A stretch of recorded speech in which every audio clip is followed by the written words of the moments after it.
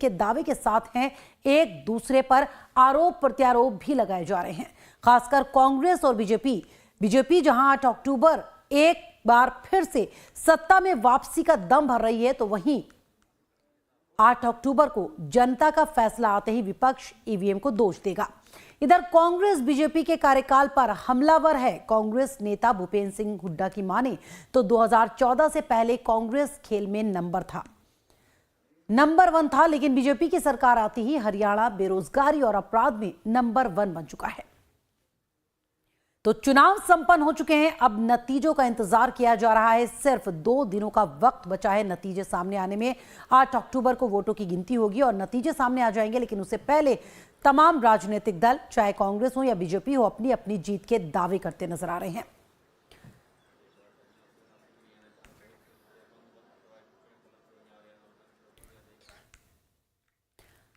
तो नायब सिंह सैनी और भूपेंद्र सिंह हुड्डा इस पर क्या कह रहे हैं, वो आपको सुनवाते हैं।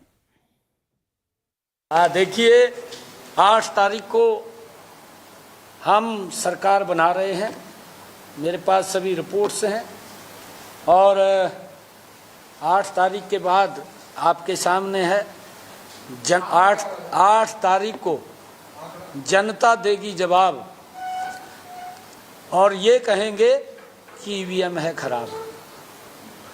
जनता जवाब देगी 8 तारीख को और ये आरोप लगाएंगे, ये कहेंगे ईवीएम खराब है, ईवीएम को दोष देंगे, ये देने वाले हैं, आप देखना।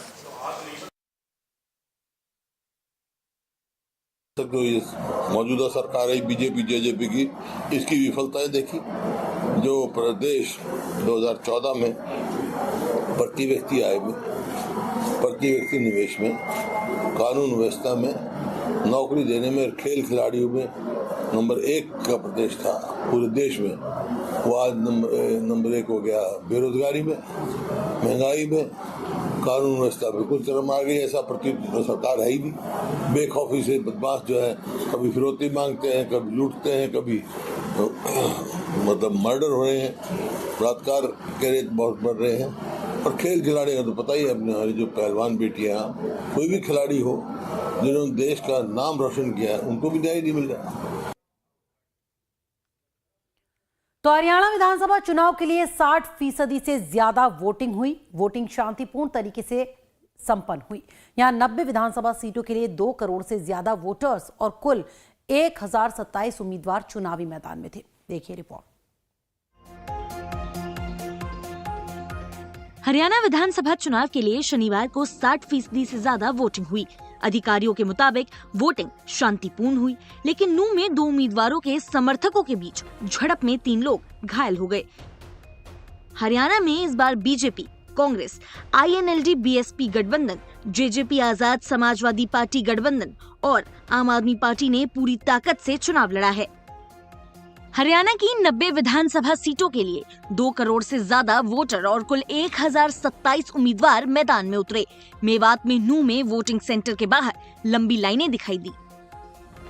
हमारा जो वोट रहेगा वो सबसे पहले तो हम एजुकेशन को रखेंगे, क्योंकि एजुकेशन अगर है तो फिर देश के युवा अगर पढ़ेंगे तो आगे पढ़ेंगे। अगर एजुकेशन नहीं है तो फिर लोगों के अंदर जाहिलियत रहेगी, और जब जाहिलियत रहती है तो फिर कौम एक टेढ़े रुख पर चलती है, फिर उससे एक सही रास्ता चुनाव नहीं कर पाती है। नूंह के बहुत सारे मुद्दे हैं, जैसे कि हमारे यहाँ बहुत दिन से एक झांसा दिया गया है कि आपको यूनिवर्सिटी लेकर आएंगे, लेकिन यहाँ यूनिवर्सिटी नहीं लेकर आए।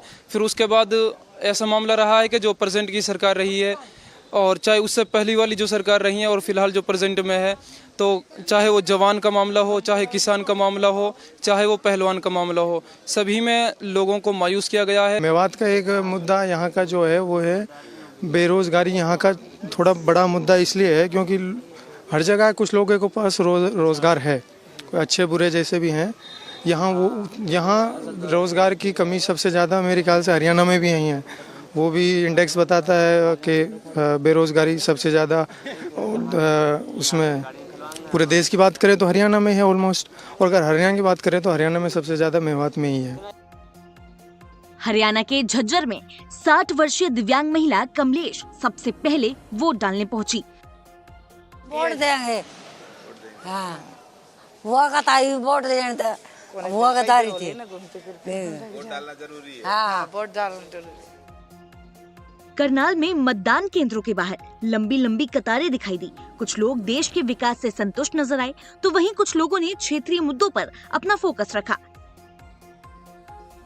मैंने जो देश की जो उन्नति हो रही है ना, उसको देख के वोट डाला है। उन्नति, प्रगति, जो देश का जो नाम हो रहा है, उसको देख के मैंने वोट डाला है। बदलाव के लिए, विकास के लिए, अहंकार को खत्म करने के लिए।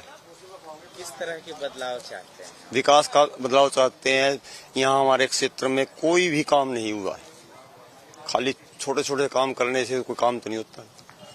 काम तो कोई बड़ा करके दिखाओ, कोई इंडस्ट्री बड़ी लगाओ, कोई बड़ा रोजगार दो किसी को। हरियाणा विधानसभा की सभी 90 सीटों के नतीजे 8 अक्टूबर को जम्मू कश्मीर विधानसभा के नतीजों के साथ ही घोषित किए जाएंगे।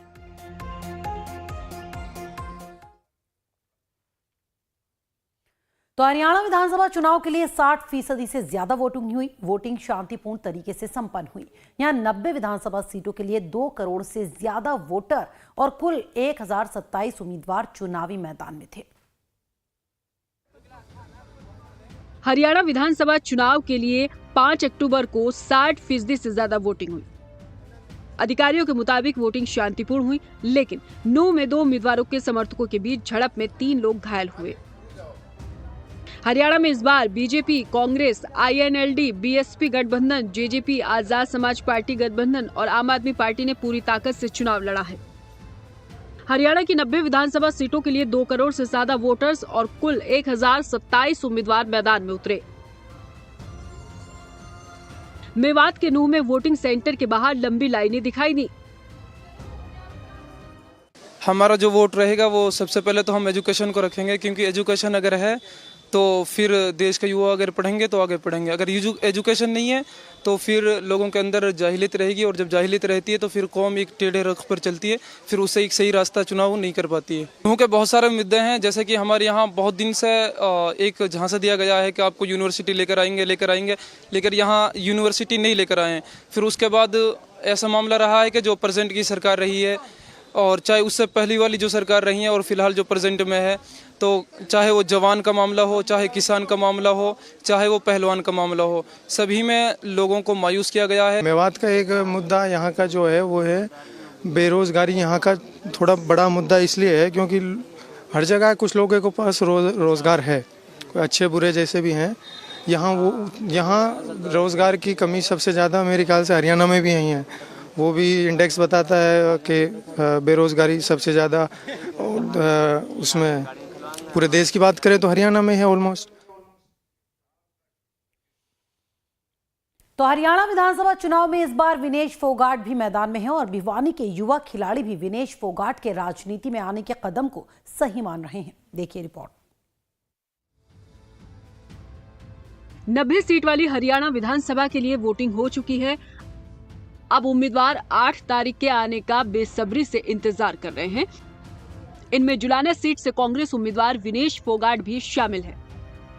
हाल ही में राजनीति में कदम रखने वाली विनेश की पहचान ऐसे पहलवान के रूप में थी जिन्होंने हाल ही में पेरिस ओलंपिक में भारत के लिए स्वर्ण पदक लगभग पक्का कर दिया था, लेकिन वजन ज्यादा होने की वजह से उन्हें डिस्क्वालीफाई कर दिया गया। इसके साथ ही उनकी और 140 करोड़ भारतीयों की उम्मीदों पर पानी फिर गया। भिवानी के युवा पहलवान फोगाट को अपना रोल मॉडल मानते हैं। उन्होंने चुनाव मैदान में उतरने के उनके फैसले का स्वागत किया है।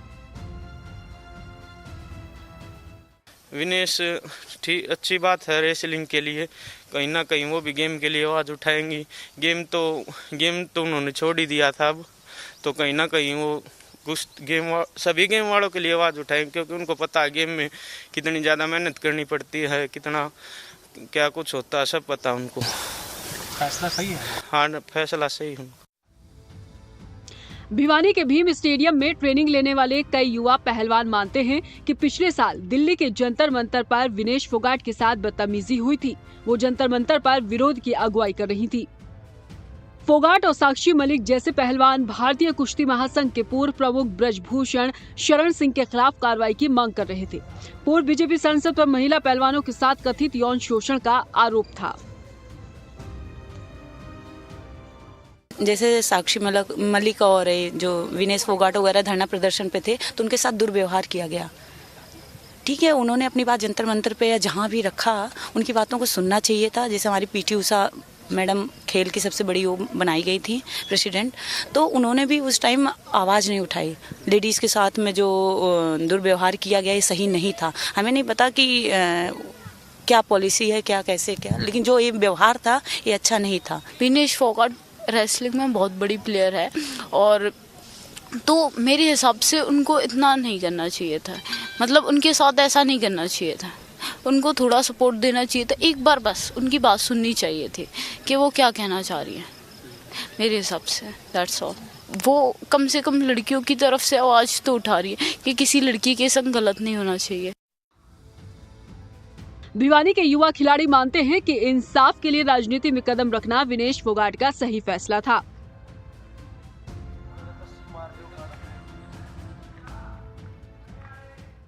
हाँ, सपोर्ट है पूरी पहलवानों की और भी गेम वालों की। जंतर मंतर पर जो हुआ वो ठीक लगा कि नहीं? गलत हुआ उनके साथ बहुत ज़्यादा। वो तो अपने मतलब बिल्कुल शांत तरीके से वो कर रहे थे प्रदर्शन, उनके साथ लाठीचार्ज भी हुआ, उनका गलत हुआ उनके साथ काफ़ी। बहुत अच्छे रेसलर हैं, उनकी लाइफ बहुत स्ट्रगल रही है, उन्होंने बहुत कुछ फेस किया अपनी लाइफ में, हार भी देखी है, जीत भी देखी है, इंजरीज भी देखी है उन्होंने। उनके साथ जंतर मंतर पे बहुत गलत हुआ है, जो कि नहीं होना था एक स्पोर्ट्स पर्सन के साथ। मैं उस चीज़ के बहुत खिलाफ थी, अब भी हूँ। मैं उनका जो सही क्या बोलूँ उसको, मतलब उनको सही डिसीजन नहीं मिला एक तरफ से, और अब उन्होंने जो पॉलिटिक्स ज्वाइन किया वो बहुत अच्छा डिसीजन है। जो गर्ल्स हैं उनको भी सपोर्ट होगा, हमारे जैसे जो बॉक्सर्स हैं और भी प्लेयर्स हैं उनको वो कहीं ना कहीं हेल्प करेंगे। 3 दशक से ज्यादा समय तक भारतीय खेल प्राधिकरण से जुड़े बॉक्सिंग कोच और द्रोणाचार्य अवार्डी जगदीश सिंह अब भिवानी में युवा बॉक्सरों को ट्रेनिंग देते हैं। वो मानते हैं कि जंतर मंतर पर फोगाट और उनके साथी पहलवानों के साथ बदसलूकी हुई थी। पहलवानों का आपने देखा होगा, मुझे एक खिलाड़ी होने के नाते इतना दुख हुआ। दिल्ली में हमारी बेटियों को घसीटा गया और उसी दिन नए पार्लियामेंट हाउस का उद्घाटन हो रहा था। प्रजातंत्र के लिए क्या चाहिए? सोच चाहिए। अच्छा, बड़ा महल बनाने से, बिल्डिंग बनाने से प्रजातंत्र नहीं चलता। प्रजातंत्र पेड़ के नीचे भी चल सकता है अगर हमारी नीति सही हो तो। पुलिस के जवानों ने उनके मुंह के ऊपर जूते लगाए हुए थे। मैं आज भी वो फोटो देखता हूं तो मेरा रूह कांप जाता है। चुनाव नतीजे 8 अक्टूबर को आएंगे। फोगाट को कामयाबी मिलती है या नहीं, उसी दिन पता चलेगा। फिर भी उन्हें भिवानी के युवा खिलाड़ियों का पूरा समर्थन है। फोगाट को भी लगता है कि राजनीति के जरिए वो